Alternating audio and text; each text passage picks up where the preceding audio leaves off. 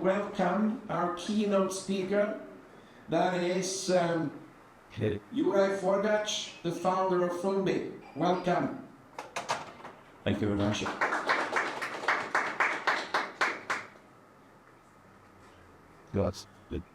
Good afternoon. As you can see, the subtitle of my presentation today is called Bitcoin, the government money of the future. And I can tell that there are many people, maybe even in this room, who would say that all three of this is just nonsense. First of all, Bitcoin is not money. Secondly, it has nothing to do with the government. Actually, governments could maybe they would kill it a couple of years ago. And thirdly, no, I know it has future, right? It's quite dubious. So there are people who would find my presentation quite outrageous. But let me see what happens after a couple of slides. Maybe you can see it through my eyes as well. I'll close it. First, this has to work. Thank you. I tend to think about the development of crypto assets and especially about the development of Bitcoin in 4 stages. And each of the stages is quite unique and separate with its emerging features. Once we are in a stage, it's hard to see for the people, for people in general, how the next stage could look like. And it's quite actually unbelievable. If somebody told you in 2014 that there would be a European regulation about crypto assets in the European Union, then yes, you would probably not believe it. And if I tell you today that in 10 years' time since today, there will be probably Bitcoin on balance sheets of many national banks, you may also say that you can't believe it now. But the conditions are changing, the time close, and as many conditions change, there are some emergent phenomena that come inevitably out of that. And I would say Bitcoin will end up as government money.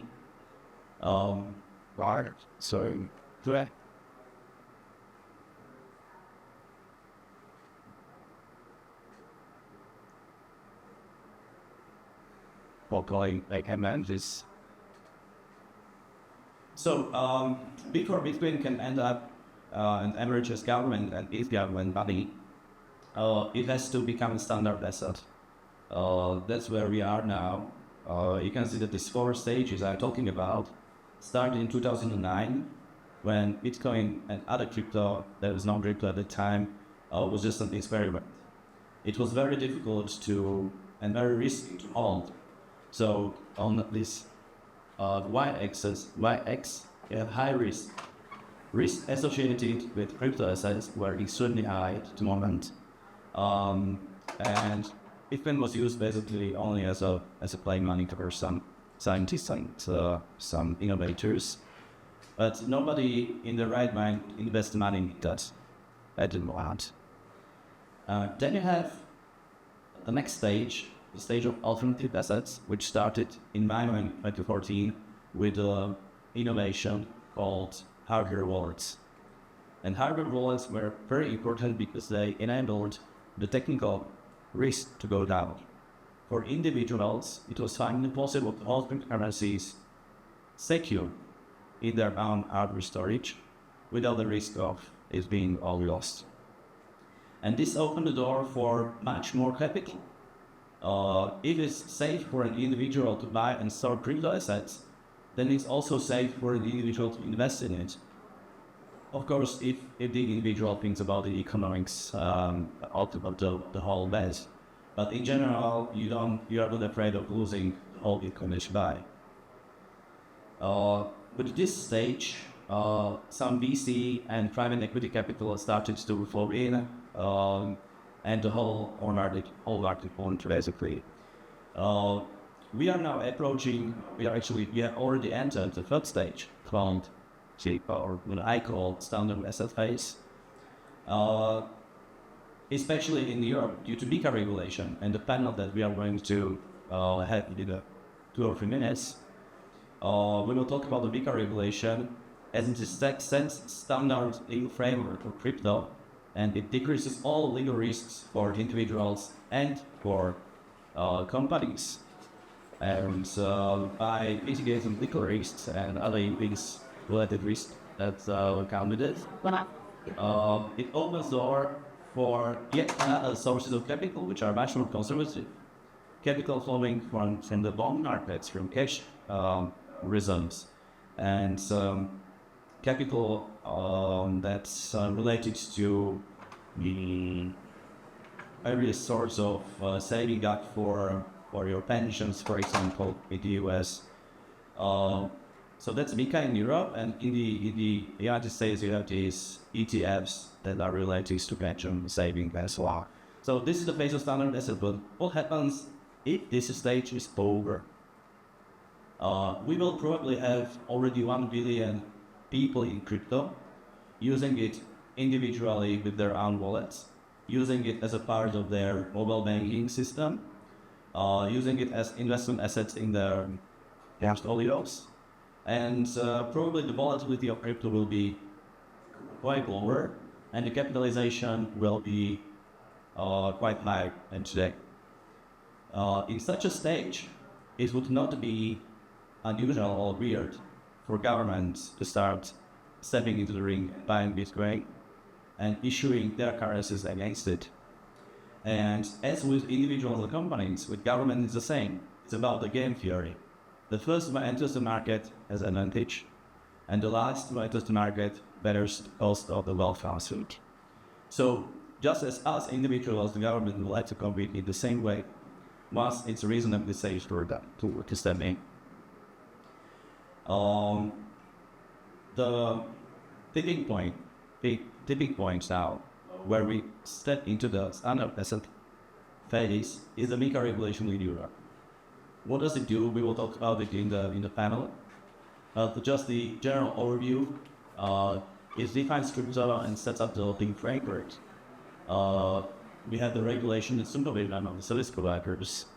However, the financial market subjects and entities which are already regulated will be able to provide crypto services as well. So this means that the crypto market and the financial market will slowly come to merge.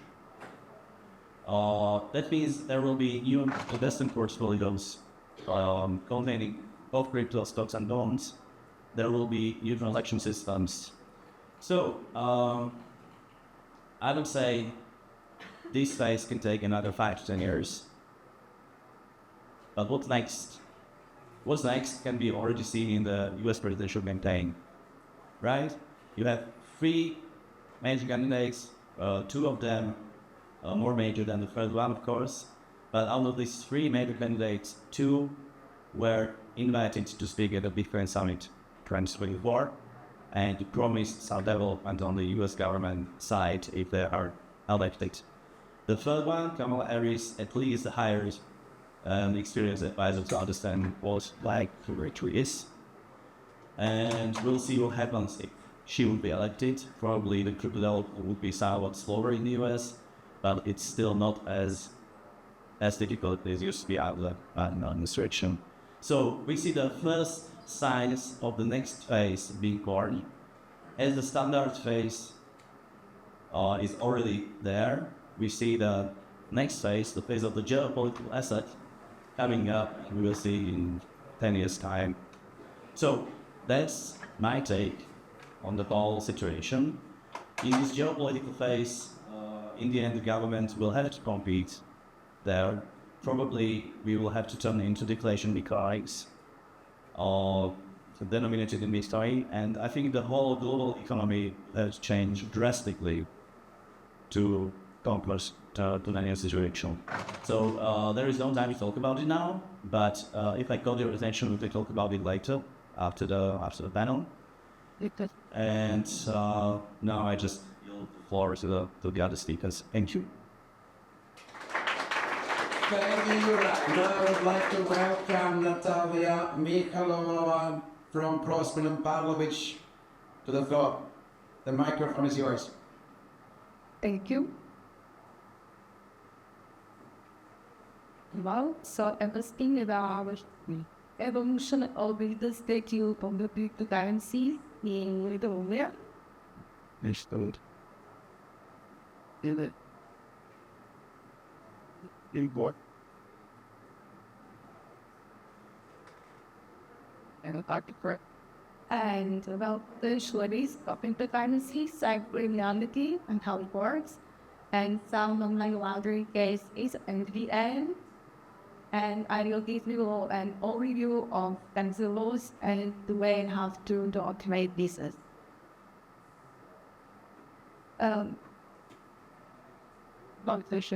So I'm planning to start with one important principle of European Union, which is principle of technology, neutral technology. This principle is important because application of this principle is very important also in MiCA. And I think that in the future, this principle will create many problems. The rationale of this principle technology neutral is regulations tied to a particular technology may quickly become obsolete and require further amendments. Also, technology-specific regulations links to the dependency on specific manufacturers, developers, suppliers, or distributors of technology or services. And this principle guarantees freedom of choice by not forcing users into using a specific technology. This principle and the application of this principle is in all legislative, and this principle was revised in 2009, and this principle will guarantee freedom of person and organization to choose the technology that is more suitable for their needs. Important is that this technology neutrality should not be confused with internet neutrality.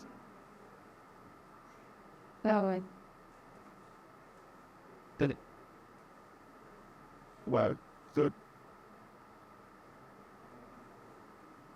So when technology is neutral, the start from this, if the protocol is neutral, so the protocol is only the code, and this code is neutral.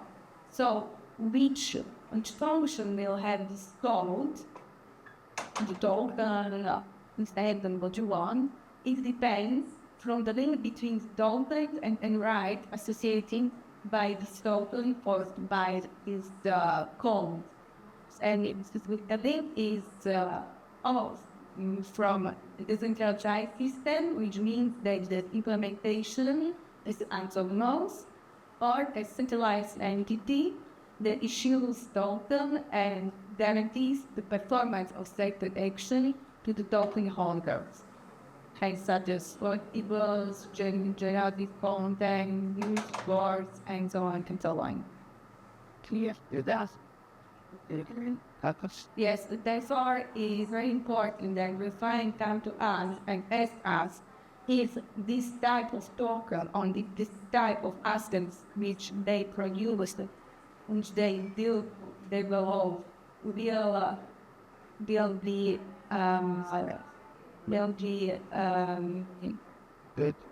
under MiCA, important to examine this case, case by case, and analyze if it belongs to MiCA or another type of regulation. So, and now we arrive to the evolution of legal status of the cryptocurrencies in UA. Now we start in 2012, but the European Central Bank provided the definition of virtual currency and stated that virtual currency is a type of unregulated digital money which is used and user controlled by its developers and used and accepted among the members of a specific virtual community. This vision was revealed in 2015, what European Central Bank found that the key point is that virtual currencies do not fix our economy, of the definition of Islamic currency, and then there are the legal view of the definition of money. So, from an economic perspective, the virtual currencies currently do not solely mean the twin function of money defined in economic literature. So, it's a medium of exchange. Money is used from exchange rewarding value, not store of value, and also is not the unit of account. From a legal perspective, money is anything that is used widely to exchange value in transactions. So the term currency is used to bind into money, like a form of money. So the Bitcoin and other virtual currencies are not the money.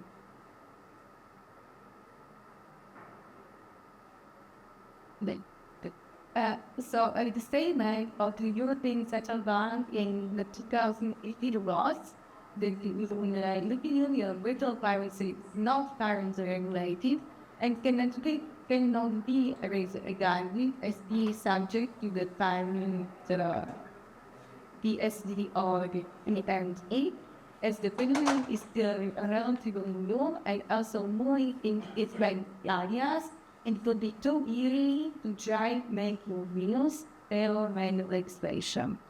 So we have to note that in this case, the establishes white papers was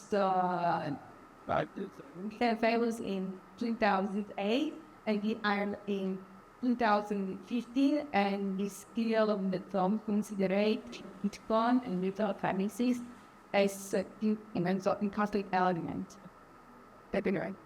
So, and after the European Bank Authority in December 2013 provided with another definition of the cryptocurrencies, and after in June 2014, the Financial Action Task Force provided another definition of cryptocurrencies, with cryptocurrencies is a digital representation of value that can be digital traded and functions as medium of exchange, unit of account, and store of value, but does not have either legal status and a jurisdiction. It is not issued for nor grants to be back in jurisdiction, and fulfills that allow functions only by agreement within the community of users of the digital currency. Now we come to June 2020. The Financial Action Task Force carried a second definition of virtual currency as a digital representation of value that can be digitally traded or transferred and can be used for payment or investment purposes. This is very important that on June 20, the Financial Action Task Force provided with qualification of convertible virtual currencies and convertible virtual currencies.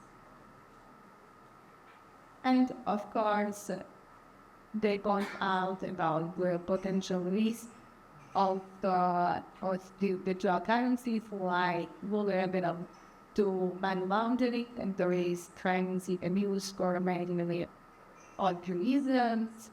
Virtual currency system can be traded on the internet as a no-face different customer relationships and may permit anonymous funding, cash funding of third-party clients, and those digital exchanges that do not operate their defined source, and so on.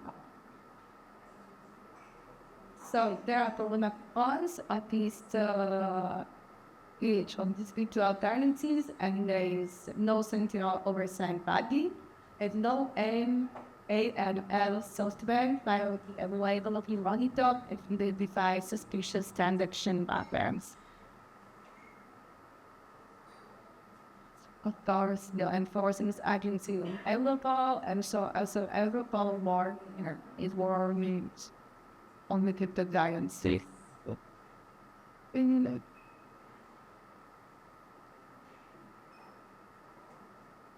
Okay, in 2050, a number of countries are considering the possible licensing and supervision of certain spot-making services. For example, in Sweden, Econ and other virtual currencies exchanges have had to register with the financial supervisor since 2012, as an Bitcoin was being used as a means of payment. So in Sweden, Bitcoin is legally considered as a use of payments. In Germany, the Bank of Germany has stated that the use, sale, and purchase of the use of Bitcoin do not invest as require an authorization. Although additional services may be subject to authorization. In Denmark, for example, Bitcoin service providers are not currently required to have authorization, and every state of European Union, each state has own legislation and own point of view of Bitcoin. And now we come to European Court of Justice. And European Court of Justice in October 2015 considered the Bitcoin and virtual currencies as a means of payment between the traders who accept it. And after we come to 2018, to European Parliament directive, and another definition of cryptocurrencies, and so on. As we know, the cryptocurrencies and the inherent characteristic of cryptocurrencies allowed to think that they are good means for cyber money laundering. And here I describe how cyber money laundering works. So who is interested, I can send you this presentation to you. Okay. Thank you very much. Let's welcome the panel. Martin Peter, Chairman of the Center of Financial Innovation, Minister of Finance, Slovak Republic. Welcome. Pénzeš, Head of Crypto Assets and Innovation Section at the National Bank of Slovakia. Juraj Forgač, you know him already, founder of Fumbi. Robbie Schwertner, founder of Validvent, a guest from Austria. Natalia Michalovova, you know her already. And Dejan Davidovic, Chief of Operating and Integrity Officer at Cryptomat.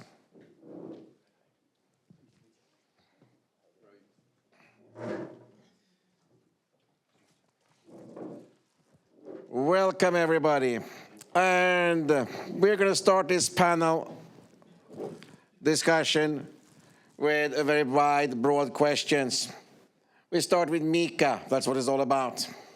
How does MiCA impact on the Slovak crypto market?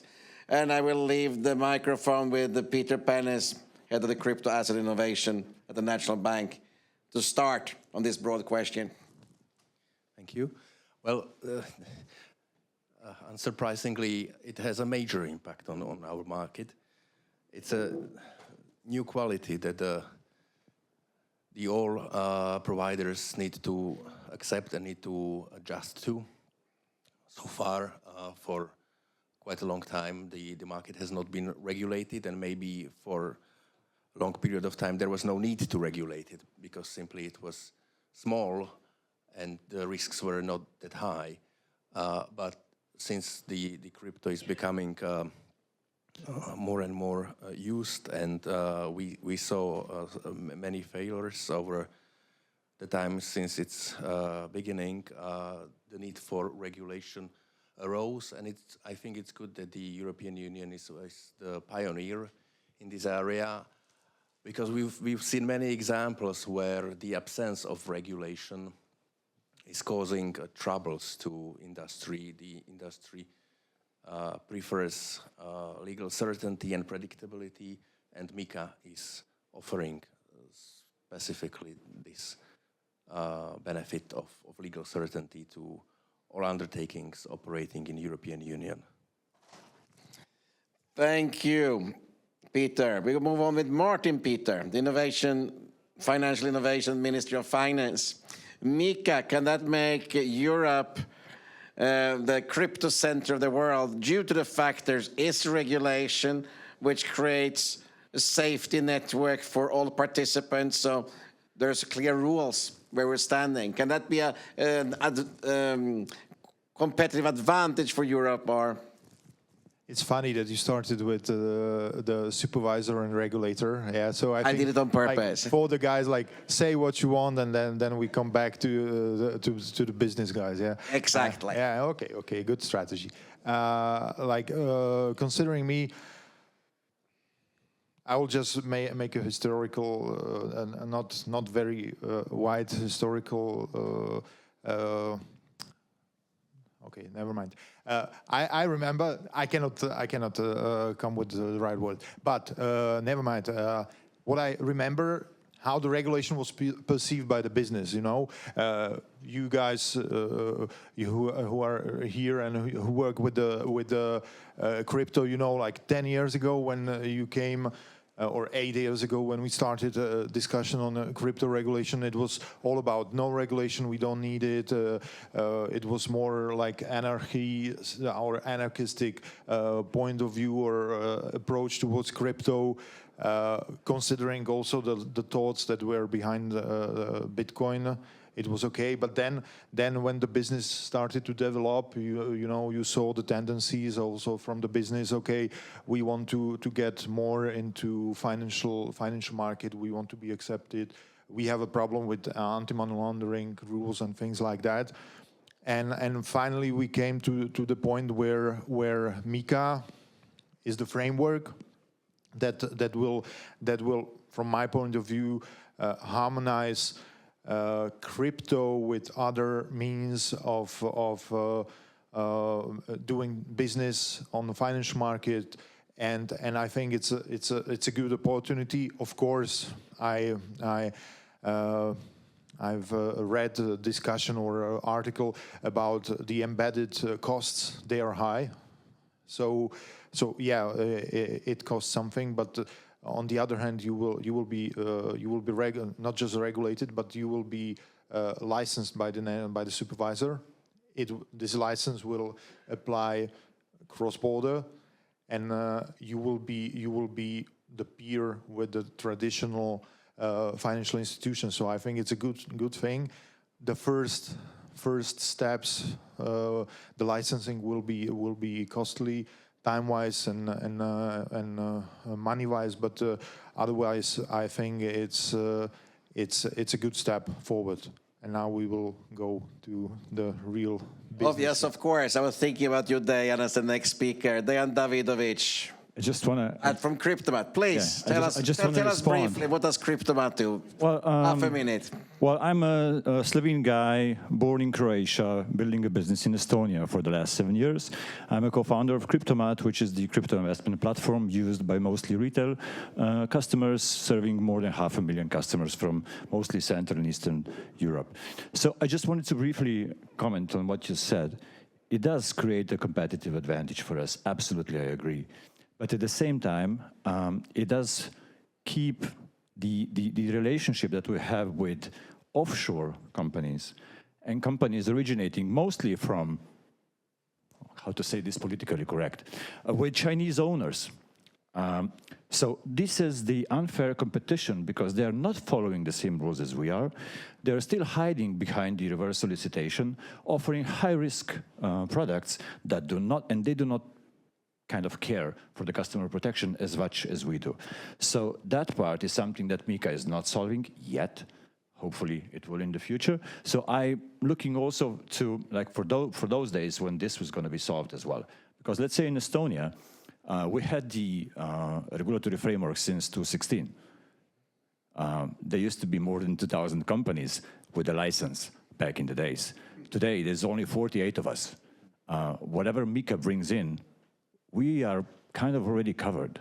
We have the audited financial statements, we have the capital requirements, we have the internal audit functions, we have just also now appointed our supervisory board. All of these things we have done already, so we are somehow ready for MiCA as well. So it's nothing new for us. If you're building a legit business, if you have a clear business model, and if you see compliance as a competitive advantage. That's my take on this. One more thing here before you at Fumbi. Since we have a central banker here, and the central banker are regulating financial markets, they have on their webpage a list of companies that are approved to do financial business in Slovakia. Couldn't we shut out these Chinese companies in a similar way from this market? Simply, they're not following MiCA, they're not following European regulation, they would not be allowed to market their products in the Slovak or the European market. Is that realistic? Just a quick answer. It is realistic because MiCA has a partial answer to the problem you mentioned. The providers from third countries, after MiCA comes fully into effect, will not be able to actively seek new clients in the European Union. And if, in case they do that, the regulator will have the power to shut the access to their website.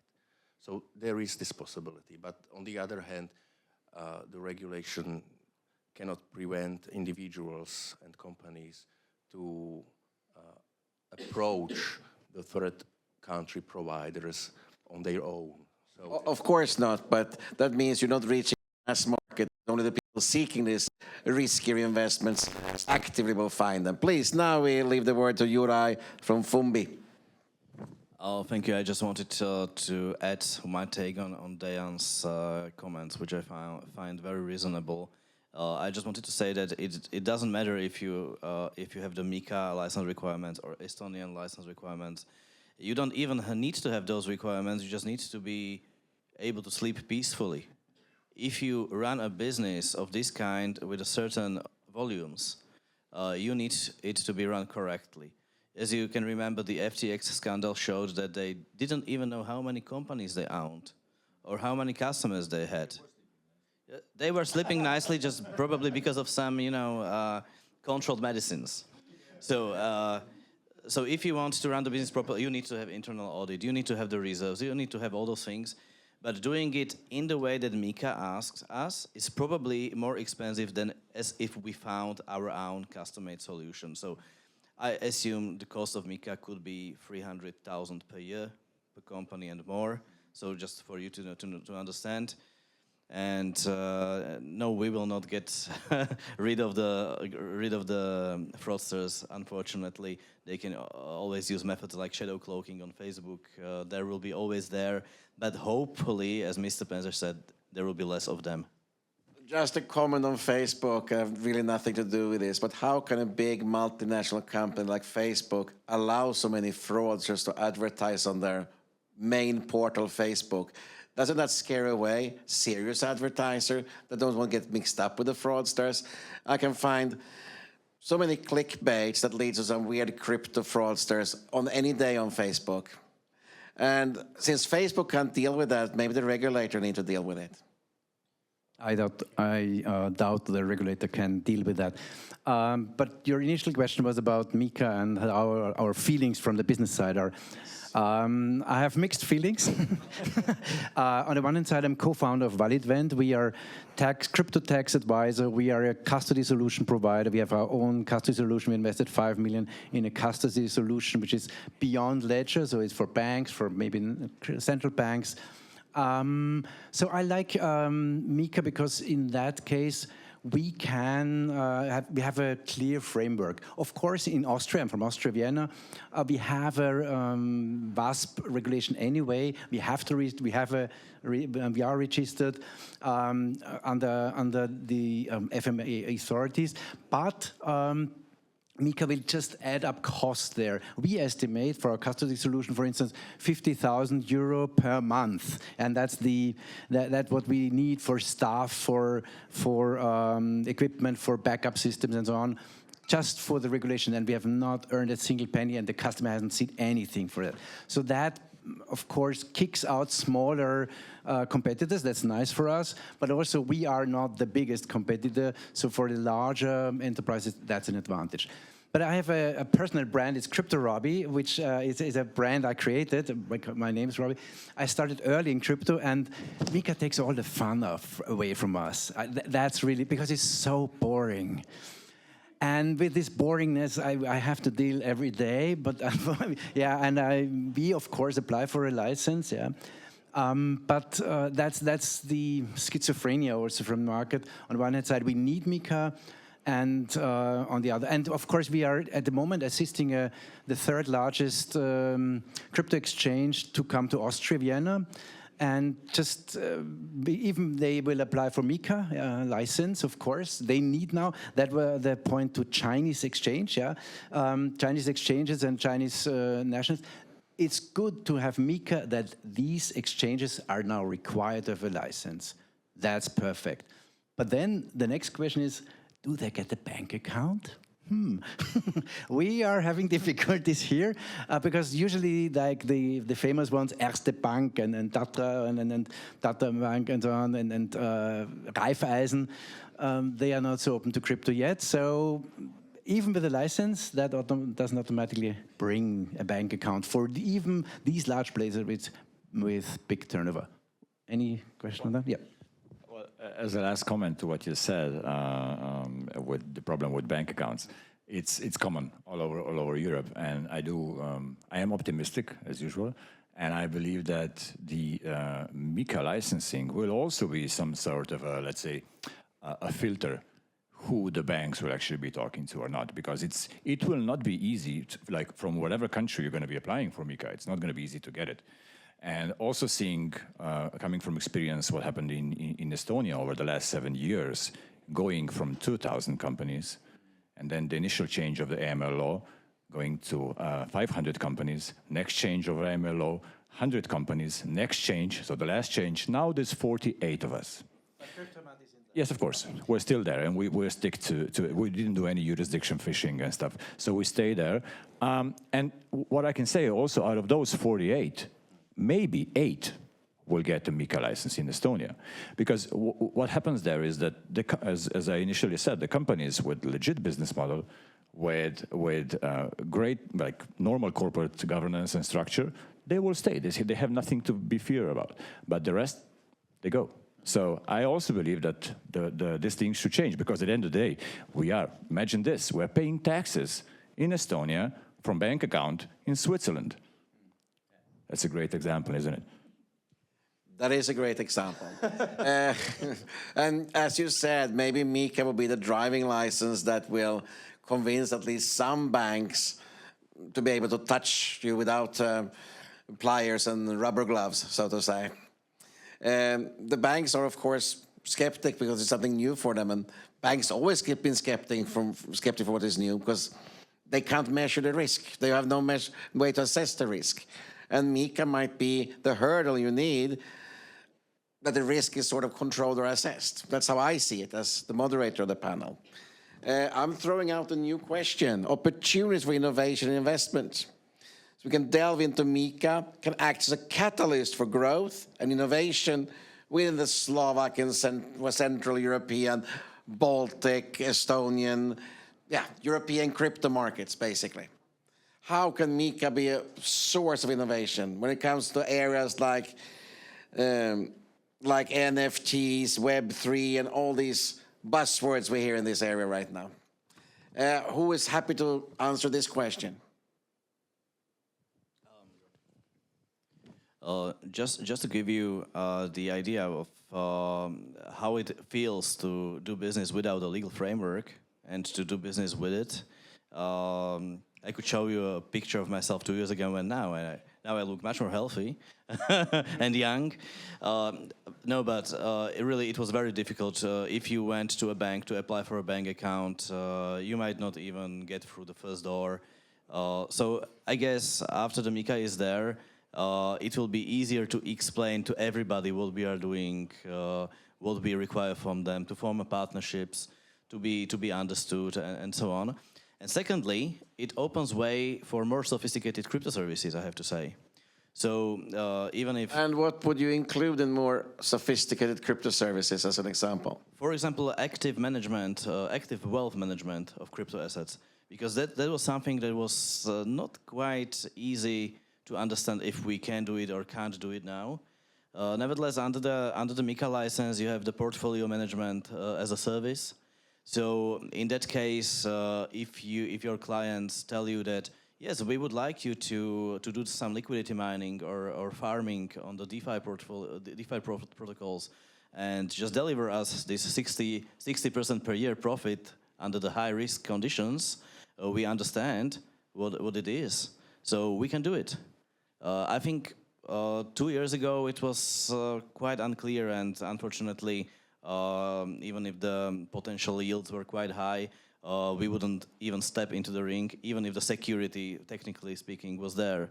So under the new license, the opportunities to provide active wealth management, I think we will be able to address many clients with this kind of services. Still, crypto is not a part of the chartered financial advisory. That's right, but I have to say that security dealers will be able to provide crypto services as well if they notify the national bank. So these companies would be able to provide also, at least as I read it, portfolios containing both kind of assets. Don't we need a chartering service as well, so you can get a license to be a crypto advisor as well as any kind of other security advisor? Yeah, we had a meeting in the National Bank just today, basically talking about many things, including this one. So there will be crypto advisory license, there will be crypto advisory examinations for the potential advisors and so on. So hopefully the, let's say, ordinary Joes and Janes out of the street will not be able to pretend they are crypto advisors if they are not, right? So that's quite positive. That sounds very good. Last thing, we will not become a center of innovation unless the tax laws change as well. MiCA is just a prerequisite for the legal framework, but unless we stop charging people 40% of tax and other payments, nothing will happen here. So I know many people trying to move to Paraguay now. I would say in dozens of people that I just know of. So we are going to see brain drain and capital drain as we never seen before in this space. Interesting that you mentioned Paraguay. I would like to add, interestingly, it's called Market in Crypto Assets Regulation, but actually it doesn't cover all of the cryptos. For instance, NFT are out. I just came back from the Bored Ape Festival in Lisbon. So the Bored Ape is an NFT, a famous NFT. And we gathered, yeah. If here I may be underdressed with a T-shirt, but there I was overdressed with a normal T-shirt. So it was a crazy mingle of people who had a lot of apes, some of these famous NFTs, not regulated, interesting, not covered by, but isn't it crypto, interestingly? Speaking of Lisbon, many friends from Slovakia, they live a wonderful life in Lisbon at the moment. They enjoy the sun. They say it's so cold in Bratislava. And also friends from Vienna, they moved because of tax reasons. A lot of people, a lot of crypto whales left. And that's what we see in our crypto advisory, tax advisory also. We deal a lot with these large crypto owners. They have the chance to go abroad. Whereas the smaller ones, and that's a bit sad, yeah, the smaller ones still pay a lot and are even taxed. In Austria, there is a law for Austrian customers, crypto customers in, for instance, Bitpanda, our local hero in crypto, the tax is automatically deducted since last year. So you have a cash out, I don't know, 1,000 euro, the Bitpanda keeps already the funds. Yes, automatically. You can be, you will be. I mean, you can be sure that other crypto exchanges who want now to enter Austria, the Austrian market, they were very surprised about this regulation. Yeah, but it's for banking, it's normal. It's the capital gains tax is kept. That leads us into the third point, challenges and concerns. You already brought up some of them here, for sure. So taxation, that is the biggest challenge, I suppose, after hearing you. Is there any other big challenges you would like to mention?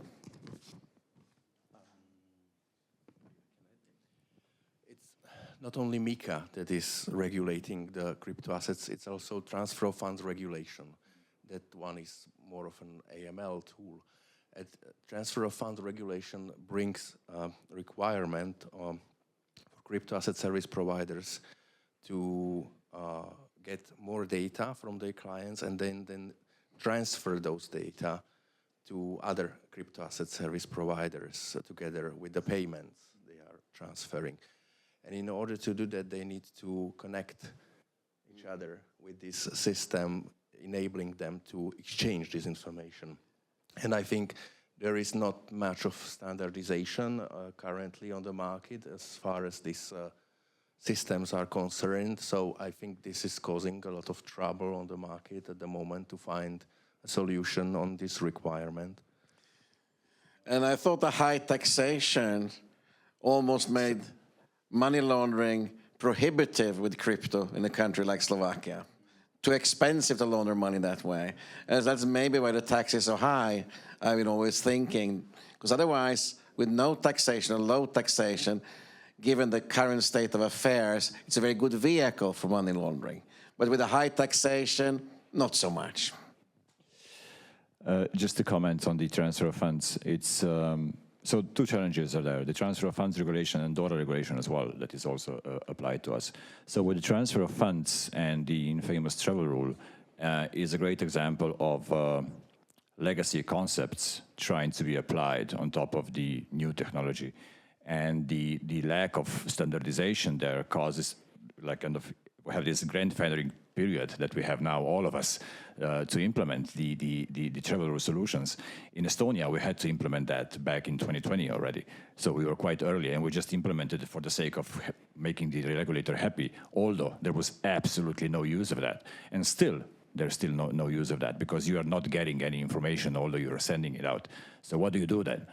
So this transition period is going to keep on causing, let's say, challenges for the next maybe year or two until we unify on these things. And also the problem is that I see new protocols coming up every couple of months. Somebody invents a new protocol, just like Binance now, for example, came out with their own protocol a couple of months ago and tried to implement it.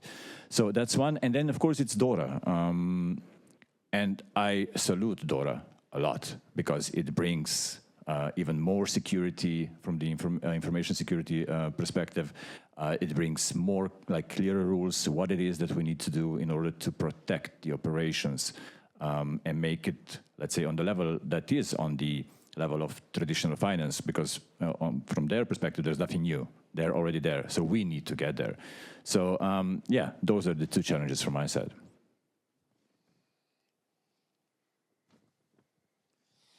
Does Slovakia play any specific role in the crypto landscape in Europe?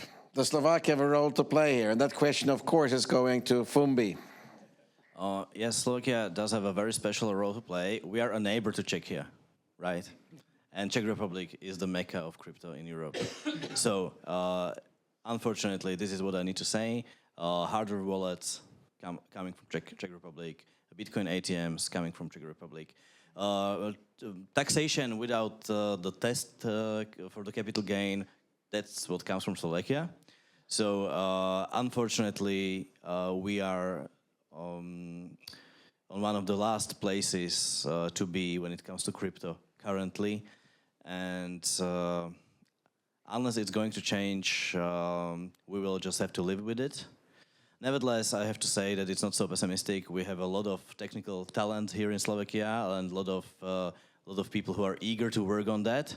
So I think once the political climate gets better for crypto, we can see a boom of new activity and new hope. So I'm rooting for it. So Slovak crypto actors are not finding workarounds, legal workarounds. I mean, seriously. I mean, you can set up a company that holds crypto abroad, and company pays a dividend, you pay capital gains tax on the dividends. There are still ways how to do it, yeah, definitely. Legally, I mean. Legally, yeah. Anything else? Yeah. Two points. When I spoke about the regulation and how it was perceived by the crypto business, I remember like 3 years or 4 years ago here at this conference that we were discussing regulation, and I said, be careful what you wish for. And I think that's the outcome, because the regulation now on crypto, the regulation is more or less on the same level as it is for banks and normal financial services providers. And it's a huge regulation, and I think it should be somehow thought over, but I'm here in the regulation business for 10 years, and I don't see any, how to say, like phase out, yeah? We are still just putting more and more regulation on. Now there is a big push for making Europe more competitive, you know, considering US, China, and basically these two markets.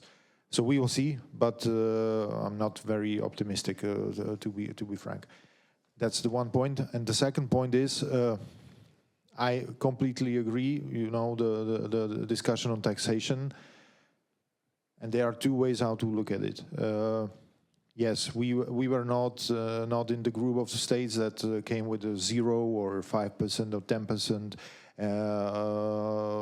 taxation. So it was competitive disadvantage, especially for you doing business here. On the other hand, and I know how my friends and colleagues from the tax department at the ministry look on it, unregulated, yeah. Yeah, big red flags everywhere, you know, for money laundering, fraud, and tax evasion, everything. So what you said, that maybe it was how to build the wall, you know, not to let fraudsters or speculative businesses here. So it was done concerning this way or it was done as a way how to protect the market. On the other hand, now I think the MiCA also brings the possibility, like the opportunity to start this discussion again about taxation and try to come with a more reasonable approach. But you can also look on now when you are part of the financial system. I think it should be done on a same level with other players. So definitely, if there is something that is more advantageous for financial instruments, it should be made like level playing field also with crypto. Yes, please. Just a small reaction, because crypto is a completely new animal in the financial area, and it has some features of financial instruments or securities, but also some feature of money.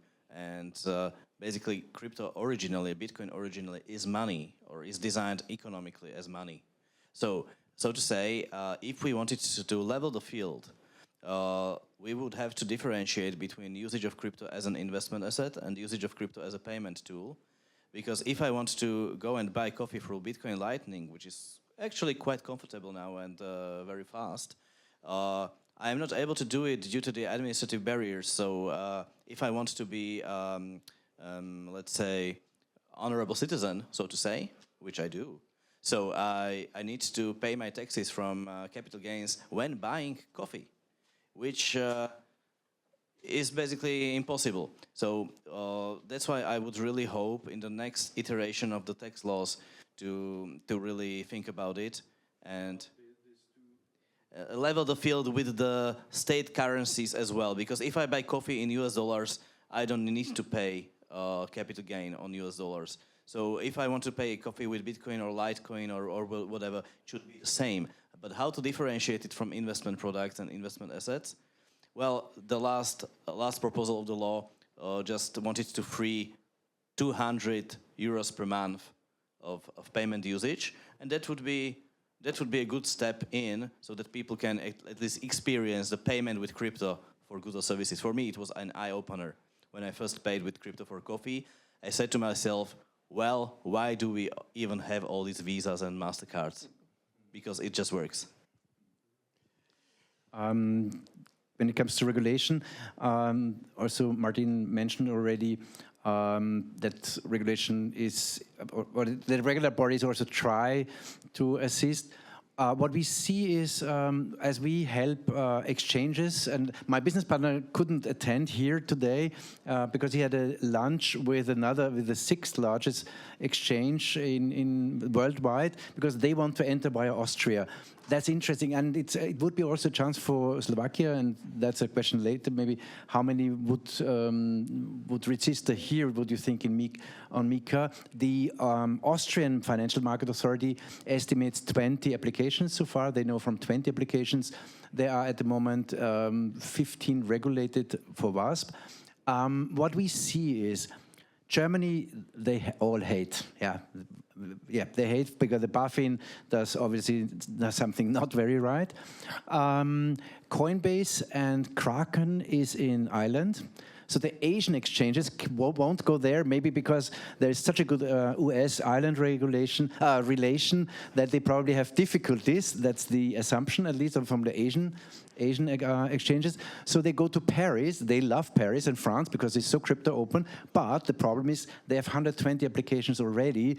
Overwhelmed, you cannot talk to the people, too busy. There's Malta, bad reputation. There's Lisbon, too small, and also South Europe, a bit shady from the Asian point of view. I very much Asian point of view.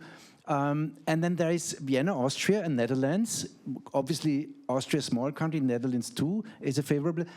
Interestingly, what about Poland, Prague, Bratislava? Where are they?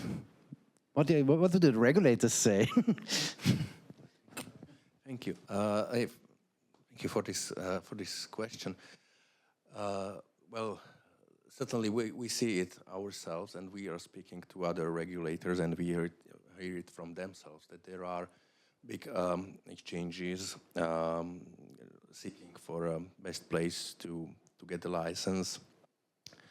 And well, it's of course, on one hand, it's positive that they are trying to find the best jurisdiction, and it's also good for the country, because those big exchanges, they are employing many people and making big profits. So certainly it's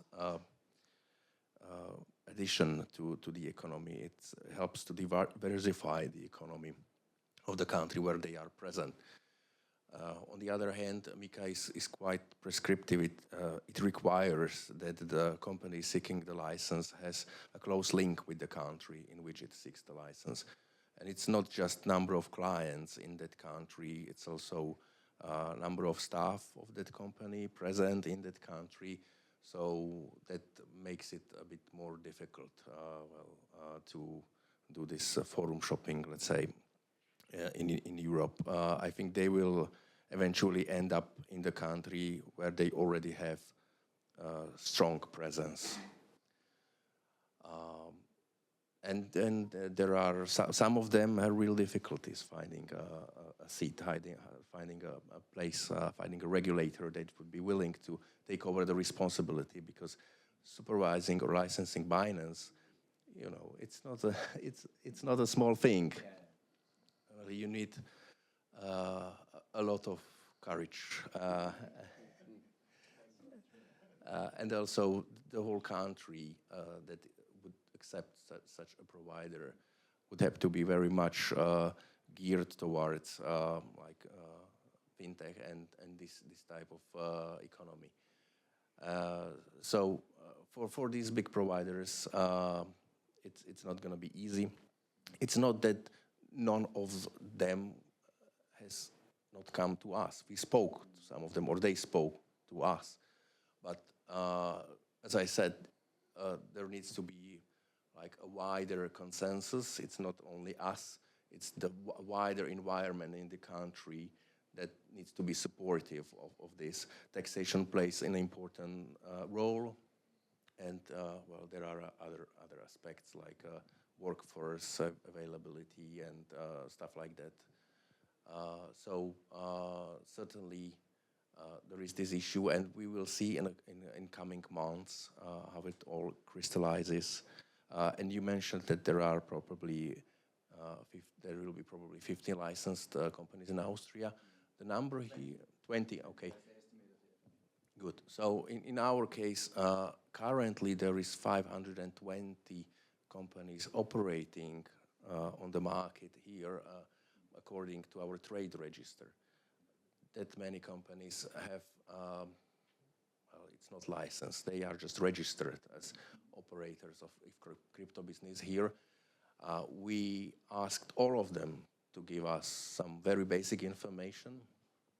Half of them didn't even reply.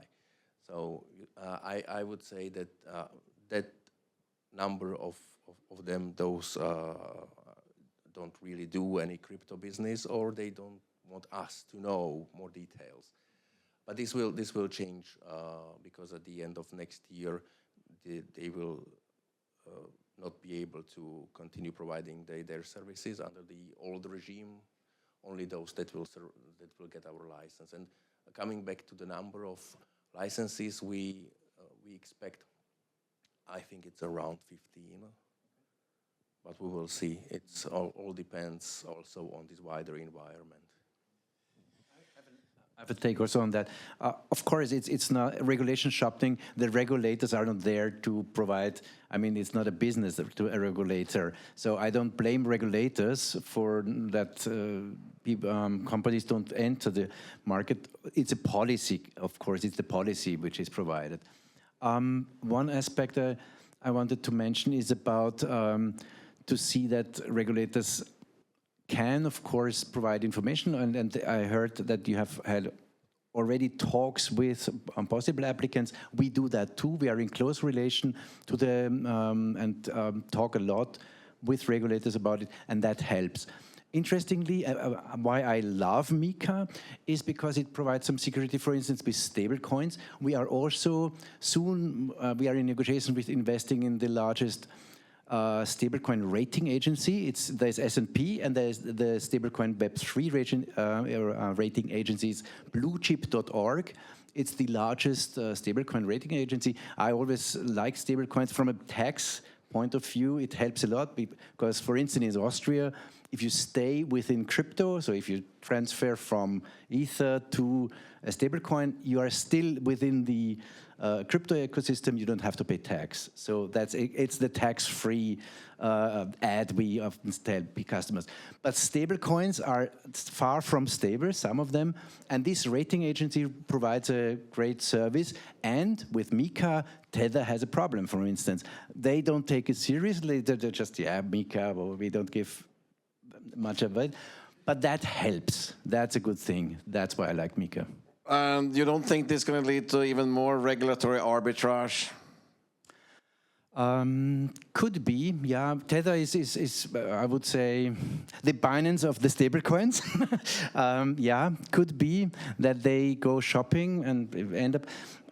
But at least with stablecoins, you have to prove the funds. You have to prove so there is no way you can interpret, and that interpretation even in Malta or in Lisbon is quite similar than in Bratislava and Vienna. Yeah. Sorry, I just add one thing. I would like to continue with what Mr. Pénzeš said, that it's not about, well, you have the regulatory shopping possibly, but it's not about the regulators as such. It's about the wider environment, definitely. If we wanted anyone to come to Slovakia and register their seat in the European Union here, we would have to think about a lot of other things. Not that the National Bank of Slovakia, in my mind, in their approach to crypto, is something that I really, really appreciate. I can see people who really understand what they are talking about, and I'm really looking forward to the cooperation. And if I was a foreign exchange, I would definitely considering this institution to supervise me. Unlike what you mentioned, Poland or Czech Republic, for example. So those regulators are well known with their, let's say, adversary position towards crypto.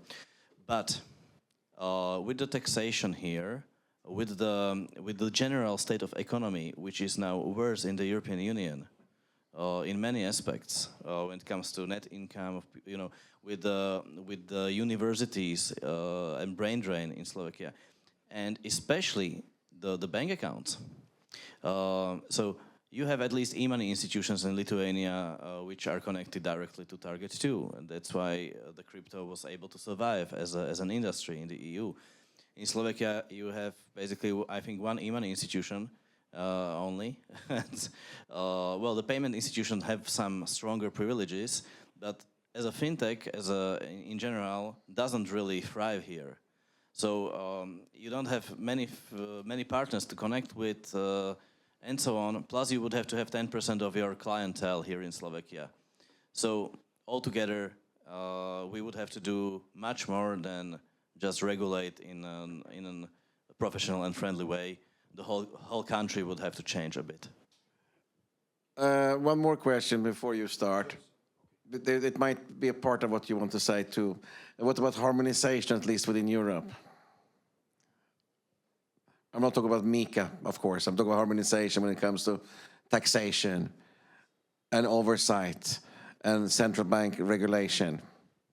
That's a fantasy, you know. That's really like taxation. It's no go. I'm not talking about the tax rate, but if it's taxed as capital gains or whatever the form of tax it should be. No, like, yeah. I'm so surprised by this question.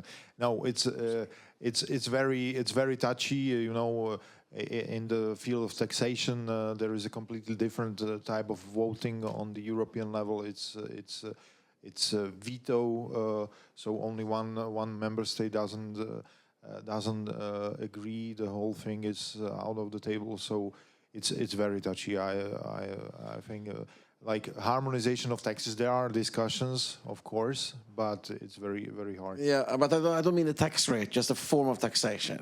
Or what about regional harmonization? That Slovak finance minister sits down with the Czech and the Polish and the Austrian and the Visegrad 4 plus Austria or something like that, just to have some common ground. Look at taxation, how it is used. You know, it's either used as a market opportunity, like providing more opportunity for companies to go to your jurisdiction, to your state, or then it is used to raise a lot of money in a very short time. Yeah, we are in the second phase, to be honest. But there are objective reasons for that, unfortunately. And this is completely something different. What I want to say. No, I know about the access to the target too. And maybe I will go to Peter. Settlement finality directive. Yeah, it will allow and correct me if I'm wrong. Payments institutions to have the direct access. Not so for the crypto providers, or also no, but you still can apply, and it will be much easier to apply for the payment, and then you will have the direct access to Target 2. So it's not very easy, but it's easier to have really direct access to Target 2 settlement system. And you won't be that much dependent on banks and bank accounts. And yeah. Can I? Yes. So I would like to tell that in UK there is new bill of property, because UK law recognized two types of possession: the possession, things in possession, and things in action. Things in possession is something like cars or like money and so on. Things in action are shares or another things. And now they are going to introduce something like digital law, digital possession. And this digital possession is first step to make also the legislative about this, about taxes and how to tax these taxes. Because there is also the question, if I move my Bitcoin or my another currency from one wallet to another wallet, do I have tax it, or not? So there are many, many questions open how to tax it. Coming back to the discussion about accounts for crypto and access to target, I think the MiCA will facilitate this process because simply the whole sector will be legitimized. And another point, the banks, they've been on the market for many, many years. MiCA and crypto asset service providers, they are on the market for, let's say, 10 years. So it requires some time until those traditional financial institutions understand to crypto, and we are working on it. We are talking to banks because we recognize the problem of the risking, and we've been explaining to banks that the AML framework consists of some guidance that they risk the whole industry. They need to take every client on an individual basis and consider risks associated to individual clients. So that's one line of communication we are using. And the other line of communication is that we are explaining to them that crypto, it's not black and white, that it's very colorful, and there are different business models and different risks associated to different business models. So that might also help. We see some light there. The banks are being increasingly interested in crypto. And the last point is that yes, the payment institutions have now much easier access to target infrastructure. The law is there, or it's the regulation that is there. It just needs to be implemented, and it's the European Central Bank that is the guardian of access to Target 2 because it's their system. It again needs a little bit of time, but I think soon there will be more payment institutions connected to Target 2. And maybe it seems that there is some negative mood here, but well, of course, I think in every crisis there is an opportunity. So we should maybe. About Slovakia or about the crypto? Mostly in Slovakia, but yeah, it's because of taxation. Because in past year there were two measures adopted that significantly impacted in a negative way the whole industry. So it's good that the industry has created one voice. They recently created an association, and it's important that the market itself speaks one voice and is visible and creates this demand and addresses this demand to public authorities, being it us and Ministry of Finance, and there are many other public stakeholders that needs to be made aware that the industry is here and it's growing. For me, the positive trend is also that we see growing number of consumers that are accepting crypto in this country. We do survey every 2 years, and it's representative survey of the whole population, and we ask what number of consumers have any experience with crypto, And 2 years ago, it was 8% of population. Now it's 12% of population. So there is this demand. And I think it will not stop today because of the taxation. That's important to continue doing business and continue developing it. So just one thing, because we are also taking surveys, and when you come up with survey, I would like to add one more interesting information, or two more pieces of information actually. We conducted a survey on something more than 500 participants, speaking about how they view cryptocurrencies, what do they actually want with them, and why do they like them. And surprisingly, almost 70% of people said they wanted to use their own keys, and they wanted to be their own masters when it comes to transactions, not being dependent on the bank. And the second thing, why do they like cryptocurrencies? And First thing, why do they want to be their own keys? That's the question. I think it's general increasing mistrust in institutions and mistrust in society in general, which is understandable in many aspects. The political situation is also quite, how to say it, anxious. Well, I don't know. In any aspect, why do people like crypto? It wasn't because of the profit. The single biggest motivation, well, profit was right behind it, but the biggest motivation was that crypto is independent from the state. So it's crypto-anarchism, basically. No. I am speaking about 70% of the participant from the whole country selected as a normalized sample. So we are talking many people like the idea of money being separated from the state, and many people like the idea of keeping their own keys and the crypto on their own keys. Maybe not the investment amounts, but at least the transactional amounts. Okay. I think this is an outdated view. that was for the Bitcoin maxis and the Bitcoin. I consider cryptocurrencies as religion, because we lose a lot of religion, you know, and nobody goes to church anymore. But we have new beliefs. We believe in decentralization. Yeah, Bitcoin is the new money. It replaces government and so on. I think it's about community a lot. And the first definition Natalia mentioned today was of cryptos is that it is used by a certain community. And community is very big now.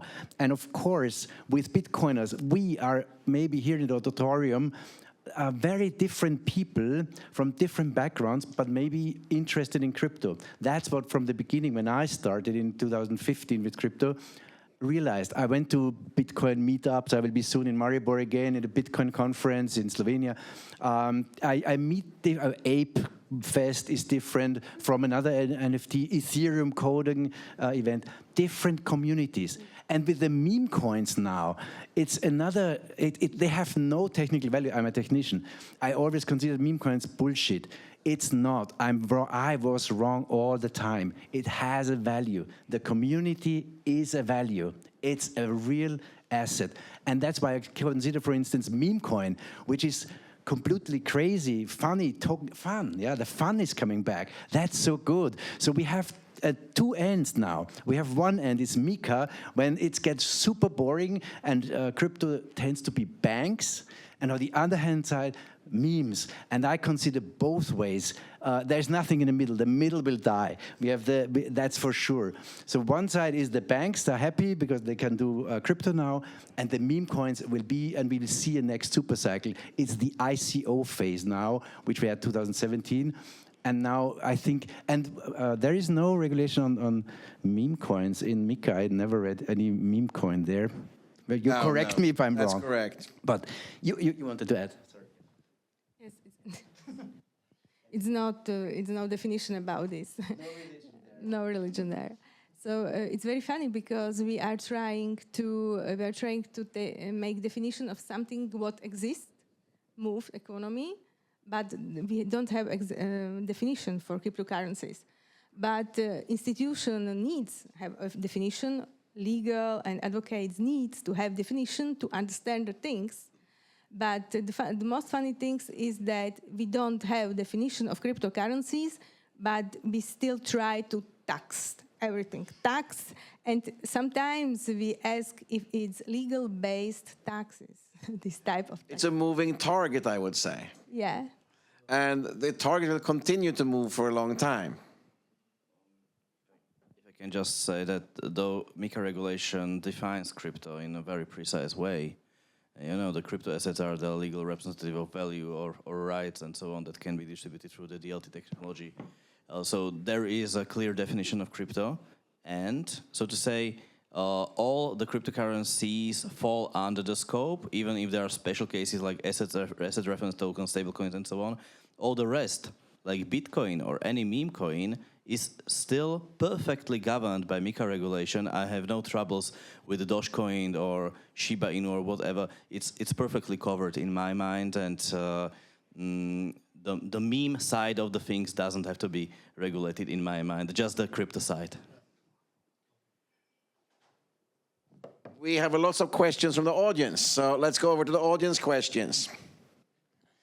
We start with the oldest one. That's lots of questions. Really quick, will regulation, MiCA, decrease or increase the volatility of the more common cryptocurrencies? Really quick answer for somebody. I mean, your answer is speculation, clearly. Oh, no, it's a vision.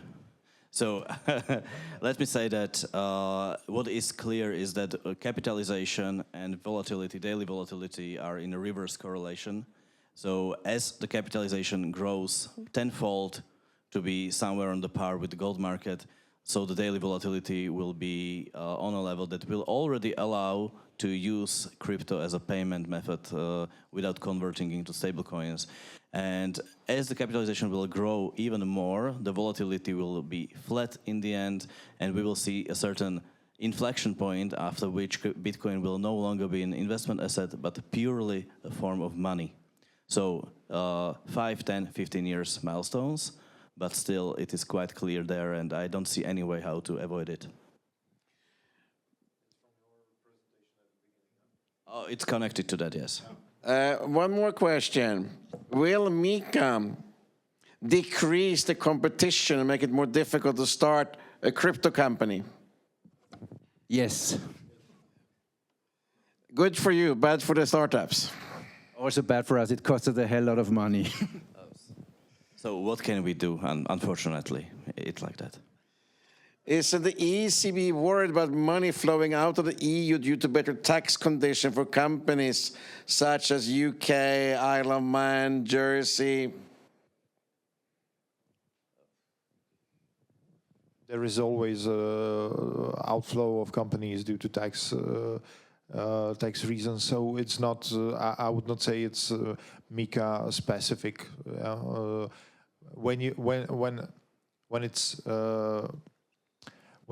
When you gain from it, you always try to find ways. If it's positive on the balance sheet for you, yeah, there is the option. If it's legal, we discussed it. If it's not, I'm not talking about illegal transaction. Yeah, of course. Absolutely We just speak about legal options. Illegal, then there are other guys who will go after you. Yeah. That's good to hear. And is the NBS, I don't think NBS really have an official opinion here, but I'm asking the question anyway. Is NBS interested in lower taxes of crypto or not? I mean, it's a political opinion, and I don't think NBS really should have an opinion. That's right. Well, we cannot interfere with political decisions. It's the Ministry of Finance and government that takes political decisions. So, of course, we want, or my opinion is that we want the crypto companies, the legitimate crypto companies, to be able to be profitable.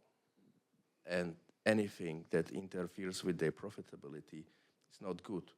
And we've been many times very vocal about increasing taxes on financial institutions and imposing different levies on financial institutions, the National Bank of Slovakia, where there was opportunity. This time there was no opportunity to comment because this legislation, it was not published for public for public consultation. For obvious reasons. So we didn't even have opportunity to raise our voice against the financial transaction tax. We have short of time. Could the launch of CBDC contribute to more palatable attitude of the regulatory legislators to the entire crypto arena? If we have a digital euro, we pay with digital euros, would that sort of legitimize the rest of the crypto arena? The CBD, the central bank currencies will fail. Full stop. It will not work. And that's why we bet on stablecoins. We think stablecoins have a future. This construction of a central bank digital currency is from the beginning wrong and will not work, because anyway we have a digital currency on our mobile phones and on the computers. I think the Ministry of the Central Bank will have to answer as you. I think there is the ongoing discussion. I've heard that yesterday there was a very good panel here. Yes. You were there, yeah. And it's a very interesting idea. I think very important is what is the reason for introducing the specific. So if it's just trying to find a new option, new possibility, and you leave it on the market, in the end, like for instance in Europe, we will see. Yeah, that's why it's not introduced, and there will be discussion. But if you try to introduce it as a way how to compete with certain currency system, economic system, and then it has a backing of certain jurisdictions, it may succeed, but not because of there will be a free market will to make it vivid, like lively, but because it's different idea, the different pushes what makes it viable. Yeah. How about the idea of pursuing a CE-wide policy on crypto in order to challenge Western Europe? I think we already answered that question somewhat. MiCA, it's not going to happen. Under MiCA, which crypto assets are exempt from regulation? How are stablecoins treated differently from other cryptocurrency? No. NFTs are, yeah. Yes, NFTs, yes, are exempt. Yeah, and the last question we'll take today, that is, will Austria challenge Czech Republic in order to become the Mecca of crypto in Central Europe? I think I know who wants that question. I don't know. I mean, Vienna was the capital of a big empire once, but we lost everything. So we are a very small country now, and I think we stay small, even in the crypto world, although we sometimes want to be big. But we are in Bratislava now, and I, of course, would love to see the Bratislava view as well. Vienna is big in banking in the CE already. So it's a superpower when it comes to banking in the CE. Yes, maybe. Yeah. But I would like to answer that question, even though I'm not an Austrian. The reason why Czech Republic used to be Mecca of crypto in Europe is that there are a lot of crypto-anarchist ideas in Czech Republic, and people are generally quite cynical of government, so we know why. So all these ideas that these people dwelt on really tough were the drivers behind hardware wallets, behind ATMs and so on. And now crypto enters a standard asset phase. What does it mean? That the drivers behind the so-called Mecca of crypto will be a love for regulation, for good administration, bureaucracy. I say Austria is probably the ideal country for that. Congratulations. Thank you, everybody. Time is out, and I have a question. Do we have Can I just 3 comments? Sorry. Of course. Sorry for jumping in. So one thing No is, worries. first of all, I loved your presentation at the beginning. Very good. Secondly, I think that Davi next year needs to allocate more time to crypto assets, because it seems like we don't have enough time, and there is interest from the crowd. And thirdly, to kind of summarize, why I'm kind of excited about MiCA is that it will bring one thing that the crypto industry in general lacks, or better say the community now becoming an industry generally lacks, and that is trust. So, and we see this as a retail-oriented service, how much the retail actually lacks, doesn't trust the service providers no matter what. So I'm pretty excited on that. Thanks. Thanks. Thank everybody in the panel.